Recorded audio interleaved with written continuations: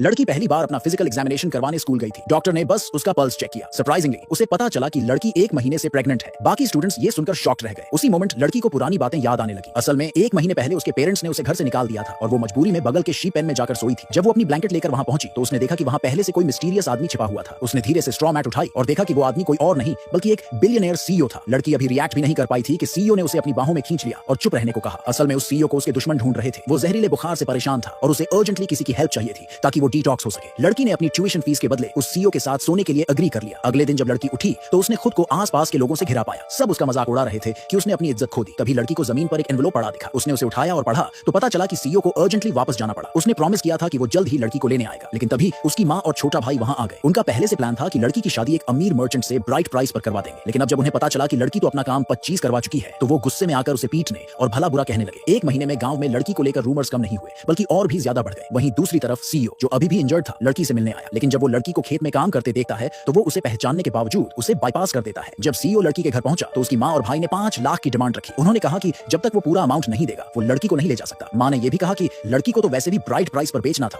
तो /5 लाख तो उसके लिए सस्ता ही है। ये सुनकर सीईओ को वो रात याद आई जब लड़की ने उससे पैसों की मांग की थी। उसने सोचा कि शायद उस रात का रिश्ता भी एक ट्रांजैक्शन ही था। एक पल में ही सीईओ ने मायूसी से मुंह फेर लिया। जाते वक्त उसके असिस्टेंट ने माँ और भाई को $500। उनके जाने के कुछ देर बाद लड़की अपना फार्म वर्क खत्म करके घर लौटी। उसने माँ और भाई को यह प्लान करते हुए सुना कि अब वो उसकी शादी अगले गांव के किसी बैचलर से कर देंगे, क्योंकि पहले वाला मर्चेंट अब उसकी प्यूरिटी खोने की वजह से शादी से मना कर चुका था। ये सुनते ही लड़की भाग गई, लेकिन भागते वक्त उसकी हलचल से माँ और भाई अलर्ट हो गए। लड़की जब एक गली में मुड़ी तो किसी की बड़ी सी हथेली ने उसका पैर पकड़ लिया। वो एक बूढ़ा आदमी था जिसे एस्मा का दौरा पड़ा था और उसकी इमरजेंसी दवाई जमीन पर गिर गई थी। उसी वक्त लड़की का भाई और बाकी लोग वहां पहुंच गए। लड़की डर तो गई थी कि अब पकड़ी जाएगी, लेकिन उसने रिस्क लेकर बूढ़े आदमी की दवाई उठाकर उसे दे दी। उसे क्या पता था कि उसकी ये हेल्प उसकी पूरी जिंदगी बदल देगी। असल में वो बूढ़ा आदमी सीईओ का दादा था। वो अपने पोते की होने वाली वाइफ को ढूंढने आया था और लड़की वही थी जिसे वो ढूंढ रहे थे। लड़की की मदद से खुश होकर दादाजी उसे कार में बिठाकर गांव से ले गए। फिर उन्होंने उसकी यूनिवर्सिटी की ट्यूशन फीस भर दी। उसके बाद उन्होंने लड़की को सीईओ का बिजनेस कार्ड दिया और कहा अगर कभी मदद चाहिए हो तो इस नंबर पर कॉल करना। रजिस्ट्रेशन के दिन जब फिजिकल हुआ तो पता चला लड़की प्रेग्नेंट है। जब बाकी स्टूडेंट्स को यह बात पता चली तो उन्होंने लड़की पर कैरेक्टरलेस होने का आरोप लगाया और कहा कि उसे स्कूल से निकाल देना चाहिए। उनका कहना था कि उसकी वजह से स्कूल की रेपुटेशन खराब होगी। डॉक्टर ने लड़की से कहा कि अगर वो प्रूव कर दे कि उसका प्रेगनेंसी लेजिटिमेट है और वो बच्चे के बाप को साथ लाए तो शायद उसे एडमिशन मिल सकता है। पर उस रात लड़की को यह नहीं पता था कि सीईओ कहां है, तो उसने कार्ड पर दिए नंबर पर कॉल किया और जैसे ही उसने आवाज सुनी उसे पहचान लिया। वही सीईओ था। कोइंसिडेंटली